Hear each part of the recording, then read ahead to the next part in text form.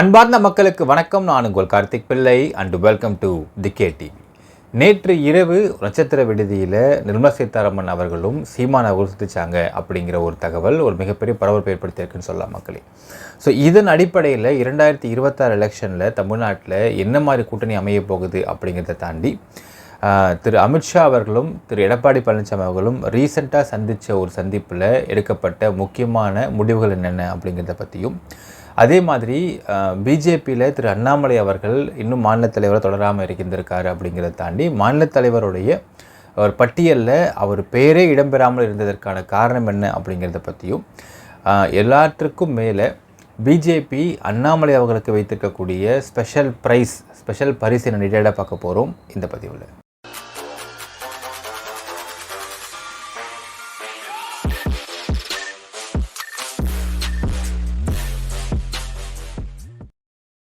SRM காட்டாங்குளத்தூருக்கு ஒரு ஃபங்க்ஷனுக்காக நிர்மலா சீதாராமன் அவர்கள் ஃபினான்ஸ் மினிஸ்டர் ஆஃப் இந்தியா ஒரு சீஃப் கெஸ்ட்டாக வந்திருக்கிறாங்க அப்படிங்கிறத தாண்டி நேற்று வந்திருந்தாங்க மக்களே. இது சீஃப் கெஸ்ட்டாக வந்தது அந்த ஒரு சந்திப்புக்கு மட்டும் கிடையாது அப்படிங்கிறத தாண்டி நேற்று இரவு கிண்டியில் இருக்கக்கூடிய ஒரு நட்சத்திர விடுதியில் நிர்மலா சீதாராமன் அவர்களும் நாம் தமிழர் கட்சியின் ஒருங்கிணைப்பாளர் சீமான் அவர்களும் சந்தித்து பேசியிருக்கிறாங்க அப்படிங்கிற ஒரு தகவல் பெருசாக பேசப்பட்டுருச்சு. ஸோ அதற்கு பிறகு திரு சீமான் அவங்களை பார்த்து கேட்குறாங்க, என்ன பேசுனீங்க அப்படின்னு கேட்கும் பொழுது, நான் பார்த்தேன்னு சொல்ல போகிறேன், நான் ஏன் இல்லைன்னு சொல்ல போகிறேன் அப்படின்னு அந்த சந்திப்பை பற்றி மறுத்திருக்கிறார் மக்களே. பட் என்ன சந்திப்பை பற்றி மறுத்திருந்தாலும் இது ஒரு அன்அஃபிஷியல் மீட்டிங் அப்படிங்கிற மாதிரியும் ஒரு தகவல் சொல்கிறாங்க.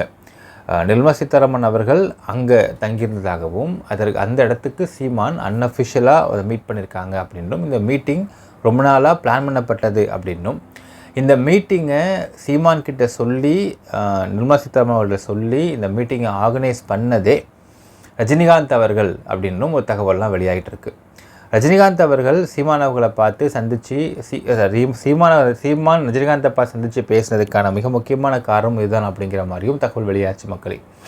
ஆனால் ஒரு நிர்மலா சீதாராமன் அவர்கள் பிஜேபியை சார்ந்தவர் எல்லாருக்குமே தெரியும். அவர் சீமானை சந்திக்கிறாங்க அப்படிங்கிற ஒரு விஷயம் நெருப்பெல்லாம் புகையாது அப்படிங்கிற மாதிரி, இது உண்மை இல்லாமல் வெளியே கசிய வாய்ப்பு கிடையாது அப்படிங்கிற மாதிரியும் தகவல் வெளியாகுது.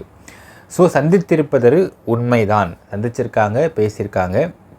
இதை அஃபிஷியலாக அனௌன்ஸ் பண்ணுறதுக்கு விருப்பப்படலை, அன்அஃபிஷியலாக வச்சுட்டு இருந்துருக்கிறாங்க. இந்த சந்திப்பில் மிக முக்கியமாக கூட்டணி பற்றிய பேச்சுவார்த்தை போயிட்டு இருந்ததாகவும் ஒரு தகவல் வெளியாகிட்டுருக்கு. இப்போது இது ஒரு புறம் இருக்க மக்களே. இன்னொரு புறம் பார்த்திங்கன்னா திரு எடப்பாடி பழனிசாமி அவர்கள், அதிமுகவுடைய பொதுச்செயலாளர் எடப்பாடி பழனிசாமி அவர்கள், அவர்களுடைய சொந்தக்காரரான திரு ராமலிங்கம் அவர்களுடைய கம்பெனியில் நடந்த ஐடி ரெய்டு இங்கே மிக முக்கியமான பங்கு வகிக்கின்றது. என்னன்றதை ஃபஸ்ட்டு பார்த்துருவோம்.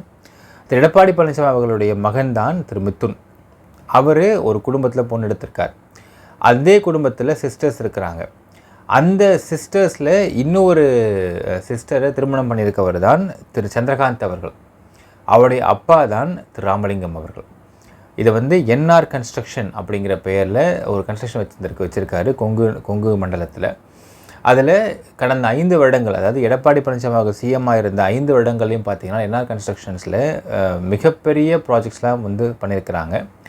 தமிழ்நாடு, ஆந்திரா, கர்நாடகா போன்ற இடங்களில் என்ஆர் கன்ஸ்ட்ரக்ஷன்ஸ் தான் நிறைய ஸ்டேட் ஹைவேஸை அவங்க கன்ஸ்ட்ரக்ட் பண்ணிருக்கிறாங்க அப்படின்னும், அவங்க டெண்டர் அவங்க தான் கொடுத்துருக்குறாங்க அப்படின்னும் தகவல்லாம் கிடச்சிருக்கு.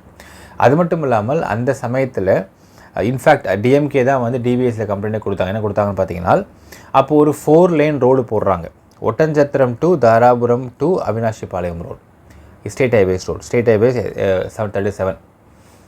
அந்த SH37 அப்படிங்கிறத ஃபஸ்ட்டு எஸ்டிமேட் பண்ண அமௌண்ட் 713.34 கோடி தான். ஆனால் அதுக்கு பிறகு அதை ரிவைஸ் பண்ணி 1515 கோடி ரூபாய்க்கு அதை ரிவைஸ் பண்ணி போடுறாங்க. விச் இஸ் இன்ஃப்ளேட்டட் காஸ்ட் அப்படிம்பாங்க, அதாவது அதிகப்படுத்தப்பட்ட ஒரு காஸ்டிங் அப்படின்பாங்க. ஜென்ரலாக பார்த்தீங்கன்னா டெண்டர் விடும் பொழுது அந்த காஸ்டிங் அப்படிங்கிறது, இந்த டெண்டர் எத்தனை நாளில் முடிச்சிடுவீங்க அப்படின்னு பார்ப்பாங்க. ஒரு 2 வருஷத்தில் முடிப்போம் அப்படின்னா 2 வருடத்திற்குள்ளாக சாண்டு விலை, ராடு விலை இதெல்லாம் எவ்வளோ ஏறும் அப்படிங்கிற 20% 10 to 20%க்கான ஒரு இன்ஃப்ளேட்டட் காஸ்ட், ஒரு அதிகப்படியான காஸ்ட்டை போட்டு தான் டெண்டரே விடுவாங்க.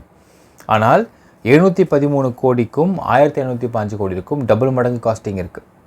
இவ்வளோ பெரிய காஸ்டிங்கை அதிகப்படுத்தி ரிவைஸ் பண்ணி கொடுத்து அந்த அமௌண்ட்டை என்ஆர் கன்ஸ்ட்ரக்ஷன் கொடுக்கப்பட்டிருக்கின்றது அப்படிங்கிற விஷயம் டிவிஎஸில் கொடுக்கப்பட்ட ஒரு வழக்கு. இந்த வழக்கை தொடர்ந்து கிட்டத்தட்ட கொஞ்ச நாளுக்கு முன்னாடி ஐடி இன்கம் டேக்ஸ் டிபார்ட்மெண்ட் வந்து என்ஆர் கன்ஸ்ட்ரக்ஷன் ரைடு வராங்க. ரைடு வரும்பொழுது இந்த இடத்துல ரொம்ப அதிகப்படியான கம்பி வாங்கினதாகவும் சிமெண்ட் வாங்கினதாகவும் பொய் கணக்கு எழுதப்பட்டு அது 700 கோடி ரூபாய்க்கு மேலே வரி ஏய்ப்பு பண்ணியிருக்கிறாங்க என்ஆர் கன்ஸ்ட்ரக்ஷன்ஸ் அப்படிங்கிற தகவல் கிடைக்கப்பட்டது. இதற்கான ஐடி ரைடுக்கான கம்ப்ளீட் டீட்டெயில்ஸ் அப்படிங்கிறது திரு அமித்ஷா அவர்கள் கையில் போயிருக்கு. ரீசெண்டாக திரு இபிஎஸ் அவர்கள் சென்று அமித்ஷாவை பார்க்கின்றார். அப்போது இபிஎஸ் கூட வந்து மற்ற கட்சி நிர்வாகிகளும் போயிருக்கிறாங்க. நிர்வாகிகள் போயிட்டு ஒரு ஜென்ரலாக அரசியல் பற்றின பேச்செலாம் முடிஞ்சதுக்கு பிறகு அந்த நிர்வாகிகள் அனைவரையும் வெளியே அனுப்பியிருக்கிறார் இபிஎஸ் அவர்கள். அதற்கு பிறகு அமித்ஷாவும் இபிஎஸும் மட்டும் பேசியிருக்கிறாங்க. அப்போது அமித்ஷா அவர்கள் நிறைய ஃபைல்ஸ் எடுத்து காண்பித்த பொழுது 700 கோடி ரூபாய்க்கு மேலே வரியை பண்ணியிருக்கிறாங்க உங்களுடைய சொந்தக்காரர் திரு ராமலிங்கம் அவர்கள். அது மட்டும் இல்லாமல் இதை வந்து அடுத்தது இடி ரைடு அந்த மாதிரி அடுத்த ரைடுக்கு விடுவதற்கான வாய்ப்புகளும் இருக்கின்றன அப்படின்னு அப்ரப்டாக டிப்பிக்கலாக மாட்டிருக்கிறாங்க. ஸோ அது மட்டும் இல்லாமல் என்ன டிமாண்ட்ஸ் அப்படின்னு பார்த்தால் இதெல்லாம் நான் ரைடு விட்டால் அதில் உங்கள் பேரையும் அக்யூஸாக சேர்க்க வேண்டியது இருக்கும். ஸோ இபிஎஸ் மட்டும் இல்லாமல் இபிஎஸ்க்கு கூட இருக்கக்கூடிய அப்பொழுது இருந்த சில மந்திரிகளும் இதை உள்ளடங்குவார்கள். என்ஆர் கன்ஸ்ட்ரக்ஷன்ஸ்க்கு மட்டும் நிறைய இல்லீகலாக நிறைய டெண்டர்ஸ்லாம் போயிருக்கு. இது எல்லாத்துக்குமான அமௌண்ட் அப்படிங்கிறது உங்களுடைய பினாமி தான் வந்து என்ஆர் கன்ஸ்ட்ரக்ஷன்ஸ் அப்படிங்கிற மாதிரி இந்த வழக்கு வருவதற்கு வாய்ப்பு இருக்குது அப்படின்னு ஓப்பனாக மேட்டிருக்கிறார் அமித்ஷா அவர்கள். அப்படி நான் பண்ணாமல் இருக்கணும் அப்படின்னால் இந்த 2026 எலெக்ஷன்ஸில் ஏடிஎம்கே பிஜேபி அலையன்ஸ் வைக்கணும்னு சொல்லிட்டு கேட்டிருந்திருக்கார். அப்போது என்ன டிமாண்ட்ஸ் இவர் வச்சுருக்காருன்னு பார்த்தீங்கன்னா அலையன்ஸ் வைக்கிறத பற்றி பண்ணிடலாம், ஆனால் திரு அண்ணாமலை அவர்கள் பிஜேபியோடைய மாநில தலைவர் இருக்கக்கூடாது அப்படிங்கிற டிமாண்ட்ஸ் வச்சுருக்கார். ஏனால் இதுக்கு காரணம் பல இருக்கின்ற மக்களே. ஒன்று, 2 பேருக்குமே ஈகோ கிளாஷ் ரொம்ப நாளாக போயிட்டுருக்கு. 2வது, 2 பேர் ஒரே சமூகத்தைச் சேர்ந்தவர்கள், ஒரே ஊரை சேர்ந்தவர்கள்.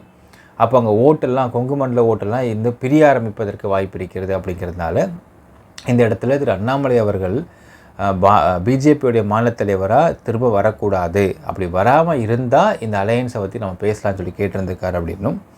அது மட்டும் இல்லாமல் இந்த அலையன்ஸ் வந்துருச்சு அப்படின்னால் பிஜேபி அதிமுக தலைமையில் வரும். அதிமுக, பிஜேபி, தேமுதிக, பாமக, இன்னும் மற்ற கட்சிகள், அதாவது உங்களுக்கு அதிமுகவிலிருந்து பிரிந்த கட்சிகள், உங்களுக்கு டிடிவி தினகரனாக இருக்கட்டும், சசிகலாவாகட்டும், எல்லாம் ஒன்று சேர்ந்து ஒரு அலையன்ஸ் ஃபார்ம் பண்ணுவாங்க அப்படின்னும். இந்த அலையன்ஸ் ஃபார்ம் பண்ணுறதுக்கான காரணகர்த்தா என்ன அப்படின்றத பார்க்கும் பொழுது 2021 எலெக்ஷனை பொறுத்தளவுக்கு திமுக 37.70% தான் ஓட்டு வாங்கியிருந்தாங்க. ஏடிஎம்கே 33.29%, 29%. 2 பேருக்கும் வித்தியாசம் பார்த்தீங்கன்னா 4.41% தான் டிஃப்ரென்ஸ் இருக்குது. இப்போது இந்த எலெக்ஷன்ஸில் பொறுத்தளவு 2024 பொறுத்தளவுக்கு எல்லோரும் பிரிஞ்சு நின்றுருந்தாங்க. அந்த சமயத்திலேயே the combination of ADMK and BJP put together அப்படின்னு பார்த்தால், ஏன்னா பிஜேபி அலையன்ஸ் ஃபார்ம் பண்ணி வச்சுருக்காங்க ஆல்ரெடி, ஏடிஎம்கே தனியாக நிற்கிறாங்கனால் இவங்களோட காம்பினேஷன் ஆஃப் அலையன்ஸை வச்சு பார்க்கும் பொழுதே அது டிஎம்கே அலையன்ஸில் தாண்டி போகுது அப்படின்றத பார்க்கிறார்கள். கொஞ்சம் மினிமலாக வருது. 2026 பொறுத்தளவுக்கு டிவிகே அப்படிங்கிற ஒரு கட்சி உள்ளே வருது. அது உள்ளே வரும்பொழுது ஓட்டு பிரியும். அப்படியே பிரிந்தாலும் இந்த பிரிஞ்ச ஓட்டில் இந்த அலையன்ஸோட ஓட்டு பெருசாக பாதிப்படையக்கூடாது அப்படின்னால் இன்னும் ஒரு எக்ஸ்ட்ரா பவரை உள்ளே சேர்க்கணும் அப்படிங்கிறதுக்காகத்தான். ஏன்னா சீமான் ஆல்ரெடி 8% ஓட்டு வாங்கி நிரூபிச்சிட்டாரு. அப்படிங்கிறப்போ சீமானையும் இது உள்ளே சேர்த்துட்டா கண்டிப்பாக இந்த அலையன்ஸ் வின் பண்ணிடும் அப்படிங்கிறது தான் பிஜேபி கால்குலேஷனாக இருக்கின்றது. அதற்காக சீமானிடத்தில் தான் ரஜினிகாந்த் பேசி இப்போ நிர்மலா சீதாராமன் அவர்கள் கூட வந்து இந்த மீட்டிங் அரேஞ்ச் பண்ணப்பட்டு இந்த மீட்டிங்கில் அவர் பேசியிருக்காரு. பட் இந்த மீட்டிங்கை அஃபிஷியலாக அனௌன்ஸ் பண்ண மாட்டேங்கிறாங்க. அதே மாதிரி உங்களுக்கு எடப்பாடி பழனிசாமி அவர்களும் அமித்ஷா அவர்களும் பேசிய விஷயத்தை கூட வெளியே ஓப்பனாக சொல்லலை. அது பல விஷயங்கள் வந்து மூடி மறைக்கப்பட்டு தான் பேசப்பட்டுச்சுன்னு தகவலும் சொல்கிறாங்க. ஸோ இந்த எல்லா விஷயங்களும் அலையன்ஸ் அப்படிங்கிற அந்த பேச்சுவார்த்தைக்குள்ளே தான் அடங்கியிருக்கு அப்படின்னும், இந்த அலையன்ஸ் அப்படிங்கிறது இந்த வருஷம் 2025 ஒரு செப்டம்பர் அக்டோபருக்கு மேலே அது வந்து ஃபார்ம் பண்ணப்பட்டு சைன் பண்ணப்படும் அப்படின்ற தகவலும் கிடைக்கப்பெறுகின்றன மக்களே. ஸோ இதெல்லாம் ஒரு பக்கம் இருந்து இப்போது டிஎம்கே அலையன்ஸ் ஒன்று வச்சுருக்காங்க ஆல்ரெடி. ஏடிஎம்கே அலையன்ஸ் இப்போ வந்து புதுசாக பிஜேபிலாம் சேர்ந்து ஃபார்ம் பண்ணுறாங்க அப்படின்னால் இதில் சீமானும் உள்ளடக்கப்பட்டு விட்டார் என்றால் கண்டிப்பாக அதிமுக அலையன்ஸ் தான் ஜெயிக்கும் அப்படிங்கிறது உங்களுக்கு கால்குலேஷனாக இருக்கின்றது. இது இன்னொரு கால்குலேஷன் பார்த்தீங்கன்னா டிவிகேவுக்கு யார் ஓட்டு பிரியும் அப்படிங்கிற இன்னொரு கால்குலேஷன் என்ன சொல்கிறாங்கன்னா, டிவிகேவை பொறுத்தளவுக்கு விடுதலை சிறுத்தை கட்சியோட ஓட்டு மேஜராக கொஞ்சம் பிரிஞ்சு போக வாய்ப்பு இருக்கிறது டிவிகேக்கு. ஏன்னா விஜயோடைய ஃபேன்ஸ் மேஜராக பார்த்தீங்கன்னா அந்த கட்சியை சேர்ந்தவர்களும் அந்த சமூகத்தை சேர்ந்த மக்கள் இருக்கிறாங்க. அந்த சமூகத்து மக்களுடைய ஓட்டு அங்கே பிரியும் அப்படின்னா, இப்போ அந்த சமூகத்து மக்களுடைய ஓட்டு மொத்தமும் அங்கே கிடையாது, டிஎம்கேக்கும் இருக்குது ஏடிஎம்கேக்கும் இருக்குது. அப்படின்னாலும் திமுகலேருந்து ஒரு கணிசமான ஓட்டு அப்படிங்கிறது டிவிகேக்கு பிரிஞ்சு போனாலும் மேஜராக டிஎம்கே கிட்டேருந்தும் விசிகே கிட்டேருந்துமான மேஜரான ஓட் ஷேர் அப்படிங்கிற டிவிகேக்கு பிரிஞ்சு போகிறதுக்கு வாய்ப்பு இருக்குது கம்பேர் பண்ணும்பொழுது அப்படிங்கிற தகவலும் கிடைக்கப்பெறுகின்றன. But it has to be checked. உங்களுக்கு எதுவாக இருந்தாலும் 2020 எலெக்ஷனுக்கு பிறகு தான் இந்த கவுண்டிங் நமக்கு உண்மையாக பொய்யான்ற அந்த கணிப்பு உறுதிப்படுத்தப்பட முடியும். இருந்தாலும் என்னதான் டிவிகேக்கு ஓட்டு பிரிஞ்சாலும் இந்த அதிமுக கூட இவ்வளோ அலையன்ஸோடைய ஸ்ட்ராங்னஸ் க்ரியேட் பண்ணும் பொழுது இந்த ஓட்டு பிரிஞ்சாலும் அதிமுக தான் வின் பண்ண முடியும், அதிமுக அலையன்ஸ் தான் வின் பண்ண முடியும் அப்படிங்கிறது பிஜேபி பிளானாக இருக்கிறது. இப்போ இந்த பிளானை ஏன் போடுறாங்க அப்படிங்கிறத அடுத்து பார்க்கலாம் மக்களே. இதில் தான் அடுத்து அண்ணாமலை அவர்களுக்கான ஒரு சர்ப்ரைஸும் இருக்கின்றன்னு சொல்கிறாங்க. இப்போ அண்ணாமலையை டிப்பிக்கலாக ஒதுக்கி வச்சுருவாங்களா அப்படின்னு பார்த்தால் என்ன ஒரு ஒரு ஒரு தகவல் கிடைக்கப்பெறுகின்றனன்னு பார்த்தால், அண்ணாமலை அவர்கள் எம்எல்ஏக்கு கூட நிற்க விடாமல் ஒரு இந்திய அளவில் ஒரு பொறுப்பு கொடுத்துருவாங்க அப்படின்னு ஃபஸ்ட்டு ஒரு தகவல் கசிஞ்சது. அடுத்தது என்ன சொல்கிறாங்கனால், இப்போது எப்படி பிஜேபி இந்த அலையன்ஸ் ஃபார்ம் பண்ணிட்டாங்கனால் அதிமுக தான் வின் பண்ணுறதுன்னு வச்சுக்கலாமே. அப்படி வின் பண்ணாலுமே அதில் உள்ள இருக்கக்கூடிய மிக முக்கியமான பொறுப்புள்ள மந்திரிகள் பதவி அப்படிங்கிறது பிஜேபியில் இருக்கக்கூடிய எம்எல்ஏக்கு கொடுக்கப்பட வேண்டும் அப்படிங்கிற டிமாண்ட்ஸை அடுத்து தூக்கி வைப்பாங்க. அதிமுகவில் இருக்கக்கூடிய எடப்பாடி பழனிசாமி வந்து கார்னர் பண்ணுறாங்க வித் ஐடி ரைட். கார்னர் பண்ணி அலையன்ஸ் இப்போ செட் பண்ணுறாங்க. அலையன்ஸ் செட் பண்ணதுக்கு பிறகு இது வின் பண்ணி வந்துட்டாங்க அப்படின்னால் வின் பண்ணதற்கு பிறகு மிக முக்கியமான பொறுப்பில் இருக்கக்கூடிய மந்திரிகள் அனைவரையுமே பிஜேபி எம்எல்ஏஸாக போடுவாங்க.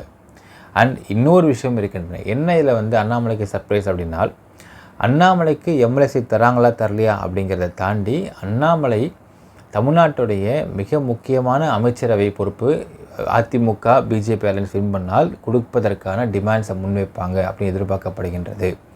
ஏனால் எல்லா சென்ட்ரலுக்கும் தெரியுது, தமிழ்நாட்டில் பிஜேபி அப்படிங்கிற ஒரு கட்சியை ஓரளவுக்கு வளர்த்து கொண்டு வந்து இங்கே இருக்க பிரதான திராவிட கட்சிகள் பிஜேபியை பார்த்து பேசும் பொருளாக மாற வச்சது அண்ணாமலை அவர்கள் மட்டும்தான் அப்படின்றது தெரிகிறது.